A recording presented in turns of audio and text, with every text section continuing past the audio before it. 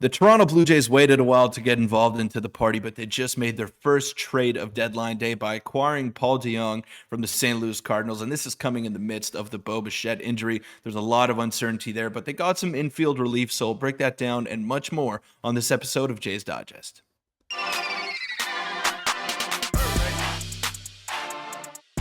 What's up, Jays fans? I'm your host, Peter Vryonis, alongside host Nick Gosse. And before we get into anything today, Nick and I are super excited to announce a partnership with Rentals.ca. And if you didn't know, Rentals.ca is Canada's largest apartment hunting network. They have the most rental listings across Canada. You can rent apartments, houses, and condos. And here's a few of the cities that they're available in coast to coast: Toronto, Calgary, Montreal, Vancouver, Ottawa, Halifax. And check out their website. It's super clean, super easy to use, and it's just been a phenomenal experience using the website. And make sure to hit the link in the pinned comment if you want to learn more. It'll help us out a ton. And Peter, they've personally helped you out a ton.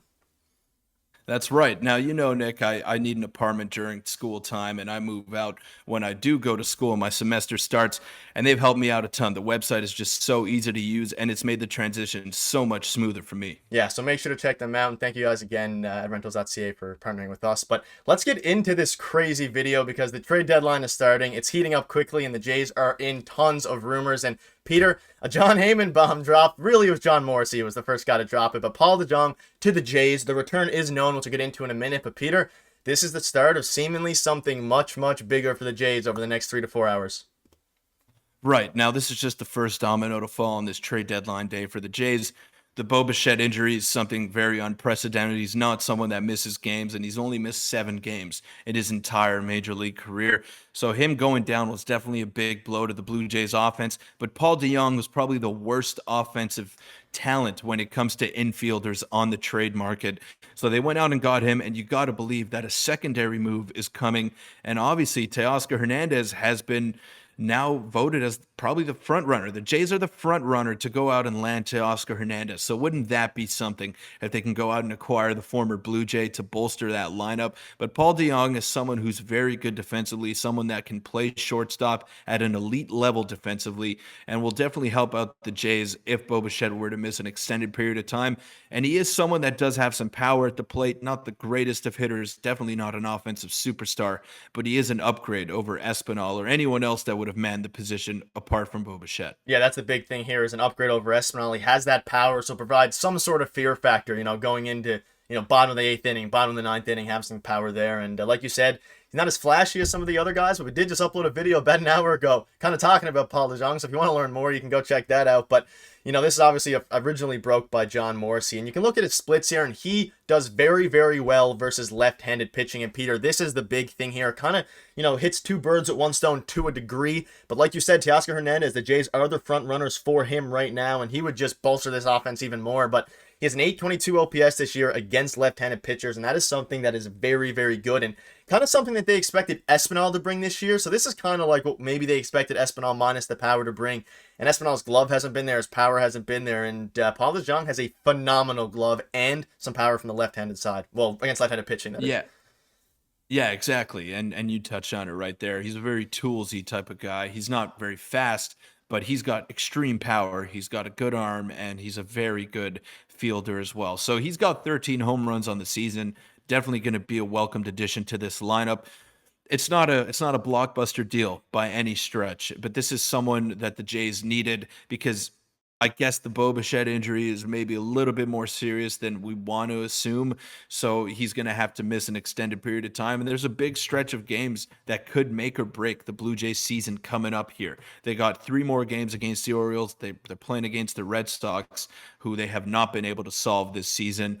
And that could push them out of the wild card race altogether if they don't play some good baseball over these next 2 weeks. So Paul DeJong is going to help solidify this lineup. He's a veteran guy who also had a pretty big hot streak to start the year as well. He was the Cardinals' everyday shortstop before he kind of hit a wall there. So I'm very excited to see what he can do in a Blue Jay uniform. There is more to come, Nick, but this is a good first domino to have fallen here for the Jays. I mean, this is a guy that, even if the Jays had Bo Bichette healthy and he wasn't hurt, I still wouldn't have minded the move at all. This is an upgrade over Espinal. And, the best case scenario here, again, we haven't really figured out what the Bo Bichette injury is. The best case scenario is that he's out a week or so, and we just added a phenomenal upgrade as a bench piece, and then we go out and hopefully get Teoscar Hernandez. But looking at his baseball savant page, unbelievable defender. He's 97 percentile outs above average. The rest leaves some, more to be desired, but he's kind of a glove first guy, and you're kind of hoping that the rest of the Blue Jays offense will be able to kind of carry the Bo Bichette load a little bit, which isn't going to happen, but that's what Russ Atkins is on the phone right now for. And this is the return for Paul DeJong, and it's pretty light to a degree. It's Matt Swanson. He's a 24-year-old reliever with a 1.11 ERA over 26 relief appearances between Dunedin and Vancouver. Very good stats, but he's 24 years old. He's, not young by any means, and I do not think the Jays, he would have had any impact with the Jays going forward. So, I mean, why wouldn't you make this trade if you're the Toronto Blue Jays? And it makes sense for the Cardinals as well, but I'm happy with the move. I mean, I don't see this. It can't be prospect hugging at this point, especially when you're trying to go all in and win.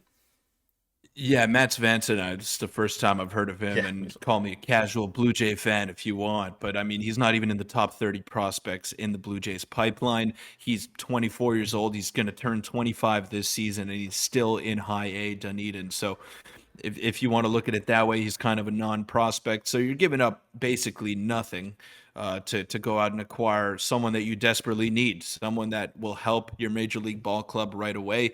And Paul DeJong is an impending free agent, so that lowered his value even more. He's going to probably leave the Blue Jays after this season, but he's someone that's going to help them out in the immediate future, and that's what they need. You don't know what's going on with Bo Bichette. We still have no updates for you guys, and I'm sure we won't have any until after the deadline passes. But this is not a big time move, but it's something that needed to happen. And we did speculate in the last video that we uploaded just a couple of hours ago that if Paul DeJong were to be the move that the Jays were to make, then there's another bat coming. You can't just be satisfied with him being the lone offensive upgrade that you make at the deadline. So whether it's Teoscar Hernandez, I haven't heard much of Tommy Pham in the past couple of hours, but someone else is coming on their way to Toronto. We're going to have you covered every step of the way there. Yeah, and it kind of worked out that it worked out in the sense that as soon as this was reported, the Jays were in deep talks with DeJong. It also was reported that the Jays are front runners and I guess finalists for Teoscar Hernandez. Which, I mean, if we have a trade deadline of Teoscar Hernandez and Paul DeJong today, I'd be perfectly happy with that. I think. I mean, Teoscar would be a phenomenal piece to add, and like you said in the intro, the Jays just love doing deals with the Cardinals. So this is kind of, a perspective thing before we wrap up the video here. The net total of all three of these deals, the Blue Jays acquire rental Jordan Hicks, rental Paul DeJong, Genesis Cabrera in cash for a number 7th prospect or 18th prospect, and then two, prospects that weren't really ranked. So Peter, quickly before we wrap up, are you happy with this? I don't think there was a way for the Jays to address their needs as cheap as this. Besides, I mean, Sam Roberts, who maybe has the ceiling of a 3rd or 4th best pitcher. I mean, I think he did a great job, but it's yet to be seen. I think so too, but I'm just wondering: is Ross Atkins even calling any other teams at this point, or does he just have the Cardinals GM on speed dial? Because this is ridiculous to make 3 trades with the same team in the span of not even 2 weeks. I mean, sure, fine. It helps you out. Upgrades that you needed. Genesis Cabrera has been a revelation so far in this Blue Jay bullpen. We've yet to see Jordan Hicks pitch, but I'm sure he's coming. He'll get in there eventually.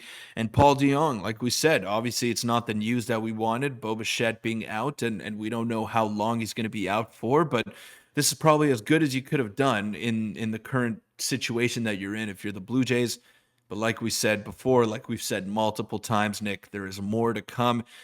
And we cannot wait to bring another video to you later today. Yeah, we presume, bring you guys a video and potentially even a stream very, very soon in the coming hours. But that'll wrap up the video. Let us know in the comments what your thoughts are on Paul DeJong. I know a lot of Blue Jays fans out there aren't the happiest because he's not the flashiest guy, but it's going to be very, very interesting to see what they do. And thank you again to Rentals.ca for partnering with us. We're super excited for that.